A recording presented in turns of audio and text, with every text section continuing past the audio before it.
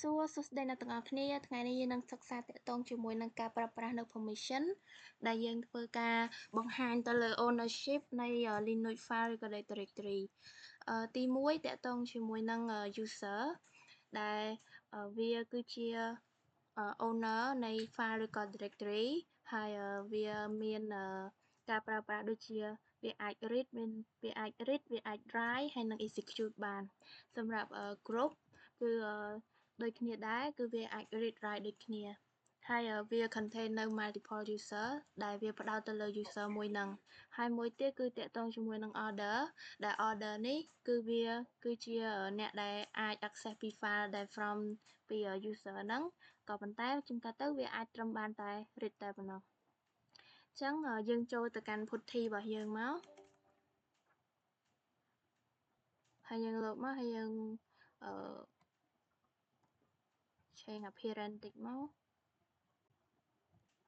អូខេអញ្ចឹងខ្ញុំសូមធ្វើការ login ហើយយើងដាក់ password អូខេអញ្ចឹងរបៀបដែលយើងអាច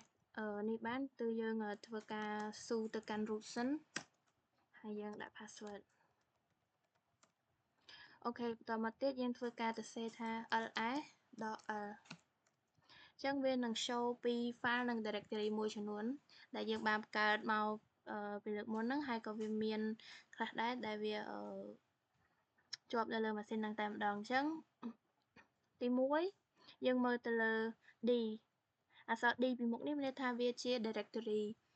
ហើយបើសិនជាវាអត់មាន d ទេវាគ្រាន់តែជាដកចេះធម្មតាមិននឹងមានថាវាជា file អញ្ចឹង d នេះមកពីវាថា directory ហើយ r នេះមកពីថា read w នេះ write ហើយ x នេះគឺ execute អញ្ចឹងន័យថា directory នេះយើងអាច read write execute បានហើយវាមានក្រុមឈ្មោះថាវាមាន user ឈ្មោះថាសុមិលាហើយក៏មាន group ឈ្មោះថាសុមិលាដូចគ្នា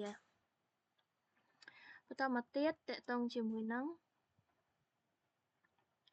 ការ change នៅ file ឬក៏ directory permission ប្រើប្រាស់ដោយ chmod អញ្ចឹង chmod នេះយើងនឹងបដូរ file ឬក៏ directory file អញ្ចឹង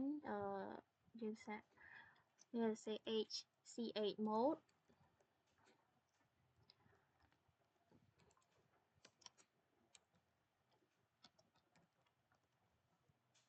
file.txt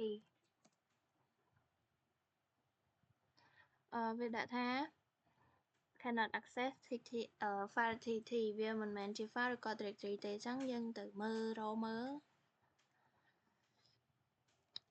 chmod យើងជ្រើសរើសយក file មួយ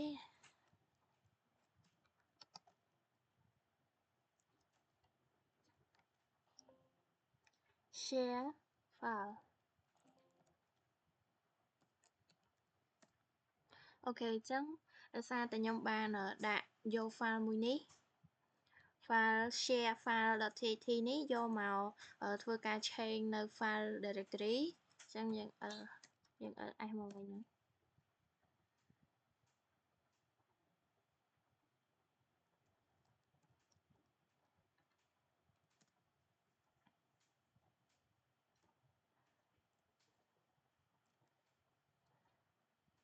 អូខេអញ្ចឹងកន្លែងហ្នឹងយើងបាន change file ក៏ directory permission រួចរាល់ហើយបន្តមកទៀតតកតងជាមួយនឹងការយើងមើលនៅ absolute mode ឬក៏ numeric mode សិនអញ្ចឹងលេខ0មានថា no permission ដែល symbol របស់វាគឺដក3ដងហើយលេខ1គឺ execute ដក x ហើយលេខ2គឺ write លេខ3គឺ execute ជាមួយនឹង write ហើយលេខ4គឺ read អញ្ចឹងដែលខ្ញុំបានដាក់លេខ6លេខ4ហ្នឹងគឺយើងមានន័យថាលេខ6នេះគឺ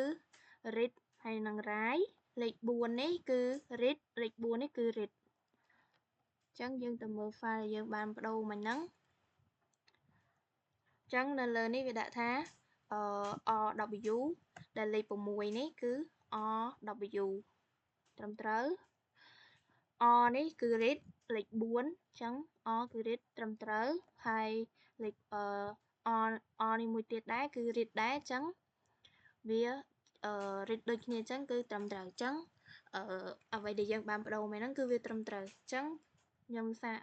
ដូរដាក់លេខ7ម្ដងចឹងយើងដាក់ change mode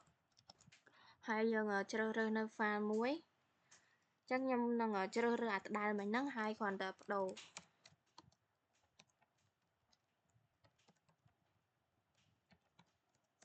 អូខេចឹងយើងបានបដូរហើយចឹងយើងទៅ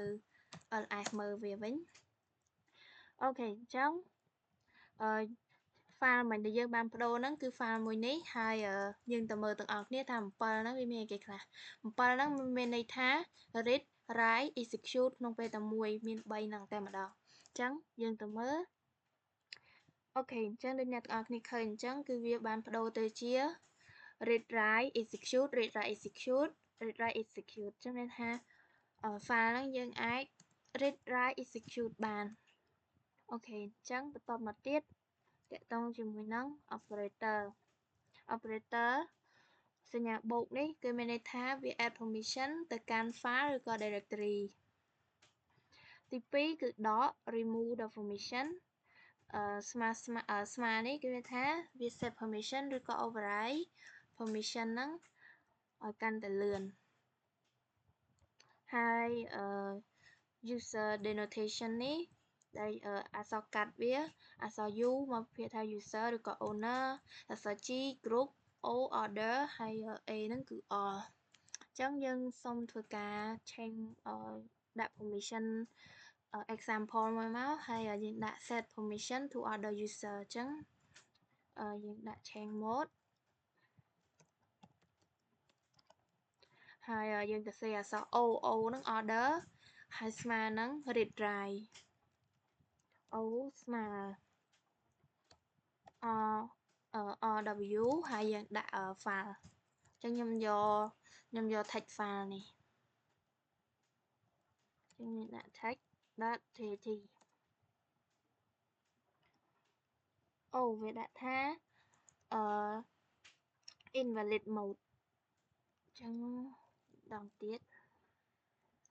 អូកន្លែងនេះច្រឡំសុទ្ធតែមិនលេខ0ទេអក្សរ O អូខេអញ្ចឹងរួចរាល់ហើយយើងដាក់ ls.l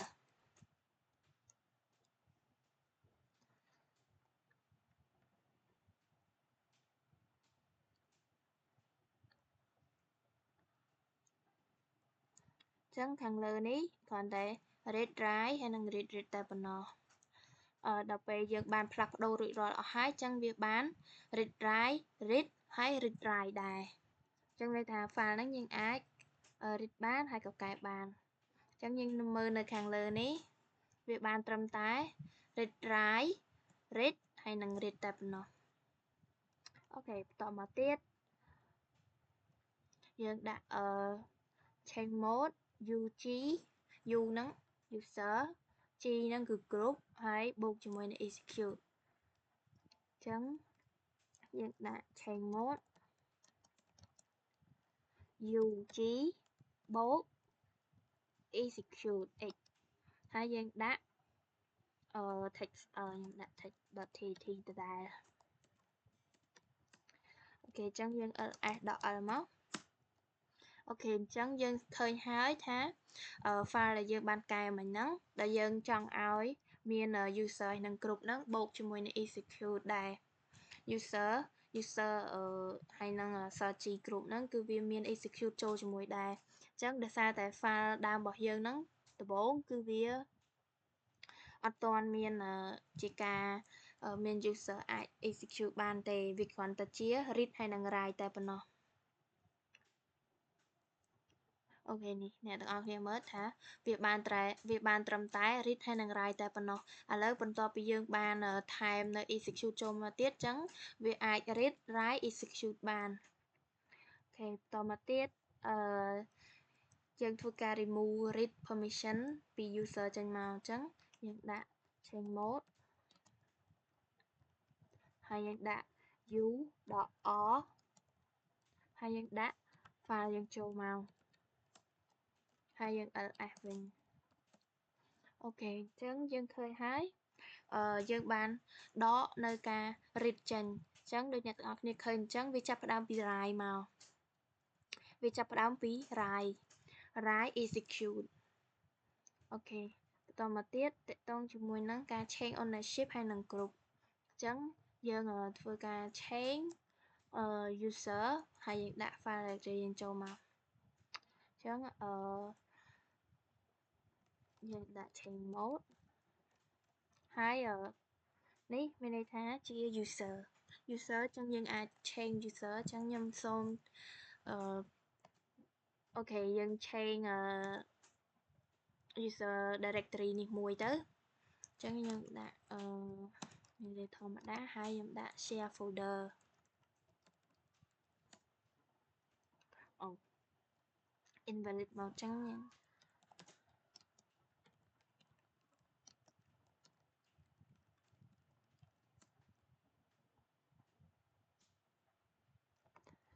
យើងទៅមើលថាគេដាក់មិនម៉េច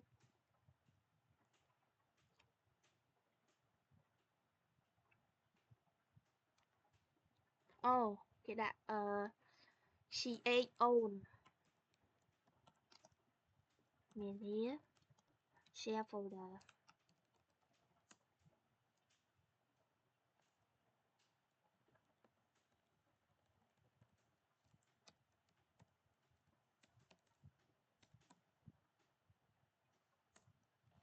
អូខេអញ្ចឹងយើងបាន change ហើយអញ្ចឹង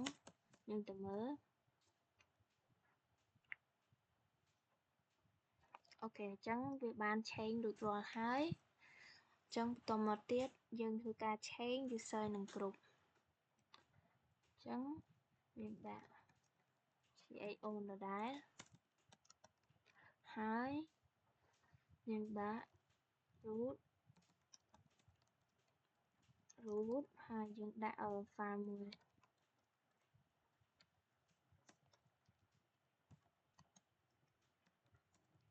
អូខេអញ្ចឹងយើងបានផ្លាស់ប្ដូរ change user និង root group ហើយ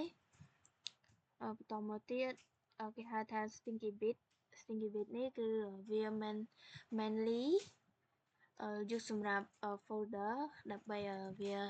អាច avoid នៅការ delete នៃ folder ឬក៏ content ជាមួយនឹង user ផ្សេងដែលវាមានដូចជាការសរសេរមក permission សរសេរហើយនឹង folder ហើយក៏មាន content របស់ folder ដែរអញ្ចឹងយើងដាក់សាកមើលទៅ ch mode 1777ហើយយើងដាក់ share folder នេះមួយ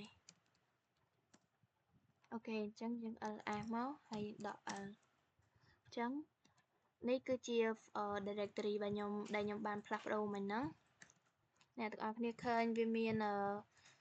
អក្សរ t ខ្ទុយនេះគឺវាបន្ទាក់ពីវា show ពី stinky bit នេះ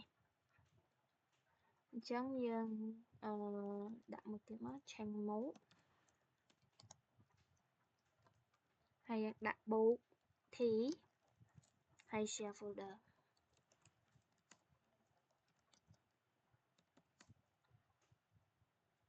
អូខេ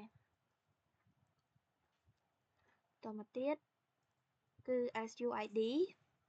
set សម្រាប់ user id អញ្ចឹងយើងធ្វើការ ls l ដក l ហើយយើងដាក់ user bin pass wd អញ្ចឹងកន្លែងនេះគឺមានន័យថាវានឹងទៅស្វែងវានឹងបង្ហាញពី password របស់ user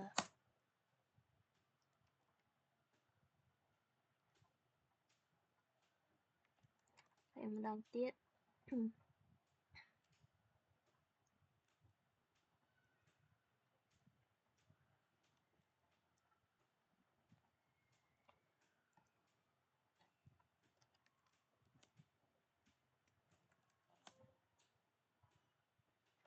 អូខេអញ្ចឹង cái này ní phía ban show thá miền miền root user muối root group đại viên miền permission bảo vệ cứ sầm rạp retry hay cái này ní cứ visual được kia chết as mà prepare SUID hay chẳng tao mà tiết change mode u bộ as user bộជាមួយនឹង SUID យើងដាក់ ID set ID hello.sh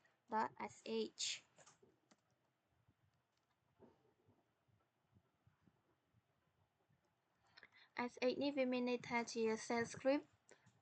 ដែលយើងធ្វើការបង្កើតវាដោយមិនបាច់បង្កើតច្រើនដង